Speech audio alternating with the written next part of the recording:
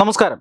വയനാട്ടിലെ ഉരുൾപൊട്ടൽ ഉണ്ടാകുന്നതിന് മുമ്പ് സംസ്ഥാന സർക്കാരിന് ലഭിച്ച കാലാവസ്ഥാ മുന്നറിയിപ്പുകൾ, ആ മുന്നറിയിപ്പുകൾ അനുസരിച്ച് പ്രവർത്തിക്കാതെ ജനങ്ങളെ ഒഴിപ്പിക്കാതെ മിണ്ടാതിരുന്ന സംസ്ഥാന സർക്കാർ വ്യക്തമായ മുന്നറിയിപ്പുകൾ ചില NGO സംഘങ്ങളിൽ നിന്നും കിട്ടിയിട്ടും പ്രതികരിക്കാതിരുന്ന ജില്ലാ ഭരണകൂടം, ഇതിനെക്കുറിച്ചൊക്കെയുള്ള വാർത്തകൾ നമ്മൾ കേട്ടതാണ്. അതായത് സംസ്ഥാന സർക്കാർ വ്യക്തമായ അപകട മുന്നറിയിപ്പ് കയ്യിൽ വച്ചിട്ട് ഒന്നും ചെയ്യാതിരിക്കുകയും നൂറുകണക്കിന് ആളുകളുടെ ജീവൻ അപഹരിച്ച, നൂറുകണക്കിന് ആളുകളെ മണ്ണിനടിയിലാക്കിയ ഈ ദുരന്തം സംഭവിച്ചതിന് ശേഷം ഇങ്ങനെ വെളുക്ക ചിരിക്കുകയും ചെയ്യുന്ന സംസ്ഥാന സർക്കാർ, ആ സംസ്ഥാന സർക്കാരിനെതിരെ ഇപ്പോൾ പതിയെ രക്ഷാപ്രവർത്തനത്തിൻ്റെ ദിവസങ്ങൾ കഴിയും തോറും സർക്കാരിനെതിരെയുള്ള പ്രതികരണങ്ങൾ അതിരൂക്ഷമാവുകയാണ്. സർക്കാരിൻ്റെ ഗുരുതരമായ അലംഭാവത്തെക്കുറിച്ചുള്ള ആരോപണങ്ങൾ അല്ലെങ്കിൽ അതിനുമായിട്ടുള്ള പ്രതികരണങ്ങൾ വരും ദിവസങ്ങളിൽ ആഞ്ഞടിക്കും എന്ന സൂചനയാണ് ഇപ്പോൾ പുറത്തു വരുന്നത്. അതായത് പിണറായി സർക്കാരിന് വ്യക്തമായ മുന്നറിയിപ്പുകൾ, കേരള സംസ്ഥാനത്തിന് വ്യക്തമായ മുന്നറിയിപ്പുകൾ അത് കേന്ദ്രം നൽകിയില്ലെന്നും അങ്ങനെ മുന്നറിയിപ്പ് നൽകാത്തത് കൊണ്ടാണ് ഇത്തരമൊരു അപകടം സംഭവിച്ചത് എന്നുമൊക്കെ പാർലമെൻറ്റിൽ നടന്ന ചർച്ചയിൽ ഉന്നയിക്കാൻ കേരളത്തിൽ നിന്നുള്ള ചില ഇടത് MP-മാർ ശ്രമിച്ചിരുന്നു.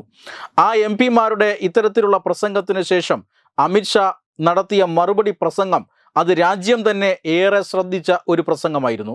അദ്ദേഹത്തിൻ്റെ വിശദമായ പ്രസംഗത്തിലുടനീളം എന്താണ് കേന്ദ്ര സർക്കാർ ചെയ്തതെന്നും എന്താണ് കേരള സർക്കാർ ചെയ്യാതിരുന്നതെന്നും വ്യക്തമായി പറയുന്നുണ്ട്. അതായത് ഞങ്ങൾ ഇങ്ങനെ രാഷ്ട്രീയം പറയണം എന്ന് വിചാരിച്ചതല്ല എന്ന ആമുഖത്തോടു കൂടിയാണ് അമിത്ഷാ തുടങ്ങിയത്. നിങ്ങൾ ഞങ്ങൾക്കെതിരെ ആരോപണങ്ങൾ ഉന്നയിച്ചപ്പോൾ മാത്രമാണ് ചില കാര്യങ്ങൾ ജനങ്ങളെ അറിയിക്കണം എന്ന് ഞങ്ങൾ തീരുമാനിച്ചത്. അതായത് വ്യക്തമായ മുന്നറിയിപ്പുകൾ, കാലാവസ്ഥാ മുന്നറിയിപ്പുകൾ ഈ മാസം 24, 25, 26 തീയതികളിൽ നൽകിയിരുന്നുവെന്നും ഈ മുന്നറിയിപ്പുകൾ പരിഗണിച്ചുകൊണ്ട് ജനങ്ങളെ ഒഴിപ്പിച്ചിരുന്നുവെങ്കിൽ വയനാട്ടിൽ ഇത്രയും വലിയ ഒരു ദുരന്തം ഉണ്ടാകുമായിരുന്നില്ല എന്നും അമിത്ഷാ പറഞ്ഞു.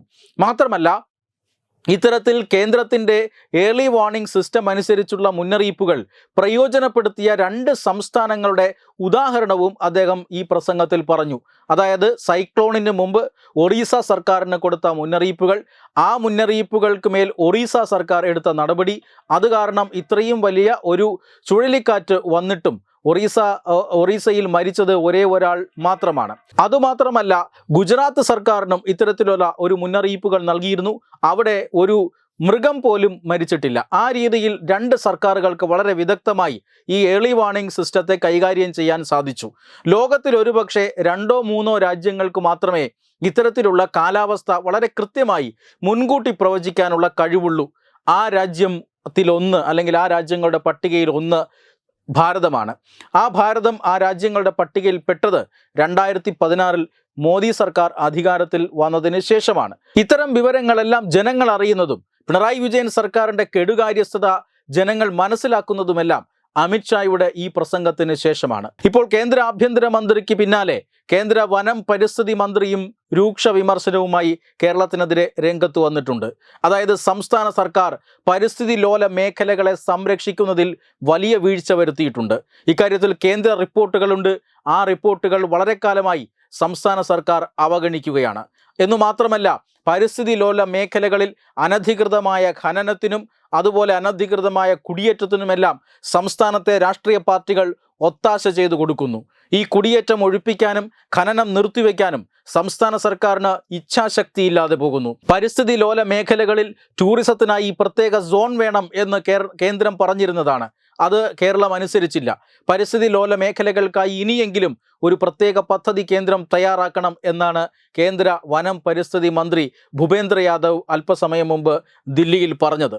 ഇത്തരത്തിലുള്ള കേന്ദ്ര വിമർശനങ്ങൾ നിലനിൽക്കെ അമിത്ഷായുടെ പ്രസംഗത്തിൻ്റെ ചുവട് പിടിച്ചുകൊണ്ട് കേരളത്തിൽ വരും ദിവസങ്ങളിൽ രക്ഷാപ്രവർത്തനം അതിൻ്റെ അന്തിമ ഘട്ടത്തിലോട് അടുക്കുന്ന സമയത്ത് വലിയ വിമർശനങ്ങൾ സർക്കാരിനെതിരെ ഉണ്ടാകാനുള്ള സാധ്യതയാണ് ഇപ്പോൾ കാണുന്നത്. ഇടതുപക്ഷ സഹയാത്രികനും ദേശാഭിമാനി പത്രത്തിൻ്റെ മുൻ പത്രാധിപരുമൊക്കെയായ G. ശക്തിധരൻ്റെ ഫേസ്ബുക്ക് പോസ്റ്റ് അതിൻ്റെ ഒരു ദിശാസൂചികയാണ്. നമുക്കറിയാം, അദ്ദേഹം ഒരു കമ്മ്യൂണിസ്റ്റ് സഹയാത്രികനാണ്. BJP-യോടോ അല്ലെങ്കിൽ BJP മുന്നോട്ട് വയ്ക്കുന്ന രാഷ്ട്രീയത്തോടോ ഒട്ടും ഐക്യമുള്ളയാളല്ല. അദ്ദേഹത്തിൻ്റെ ഫേസ്ബുക്ക് പോസ്റ്റിൽ ഇങ്ങനെ പിണറായി സർക്കാരിനെതിരെ വലിയ വിമർശനമാണുള്ളത്. അദ്ദേഹത്തിൻ്റെ ഫേസ്ബുക്ക് പോസ്റ്റ് ഇങ്ങനെ പോകുന്നു: മറ്റേതോ ഗ്രഹത്തിൽ കഴിയുന്ന 221 പ്രാണനുകളോട്, ഞാനൊരു BJP ഭക്തനോ ആ പാർട്ടിയുടെ ആശയ സംഹിതകളോട് എന്തെങ്കിലും തരത്തിൽ ആഭിമുഖ്യം പുലർത്തുന്ന ആളോ അല്ല. ഇക്കാര്യം തുറന്നു തന്നെ പറയട്ടെ. എന്നാൽ എനിക്ക് ഒരു പക്ഷമുണ്ട്, പക്ഷപാതമുണ്ട്. അത് ജനപക്ഷമാണ്. എന്നാൽ വയനാട് മഹാദുരന്തം എൻ്റെയും കണ്ണു തുറപ്പിച്ചിരിക്കുകയാണ്.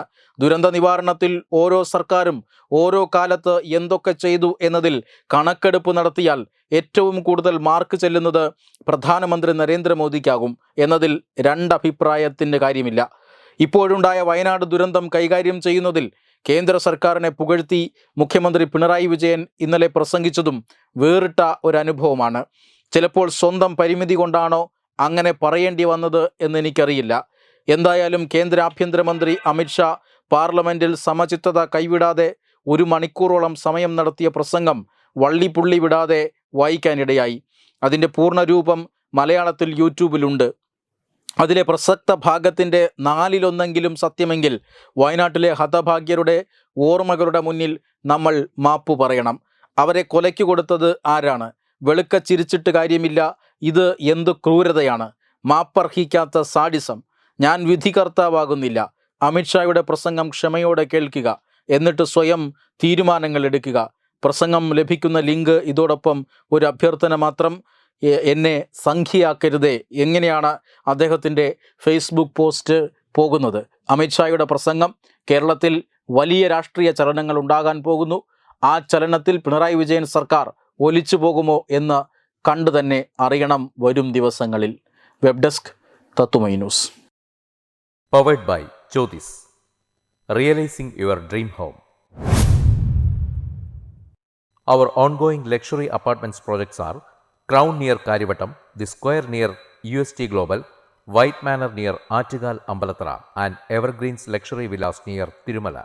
Call 90482 55599. Jyotis Building Promoters Private Limited, Thiruvananthapuram.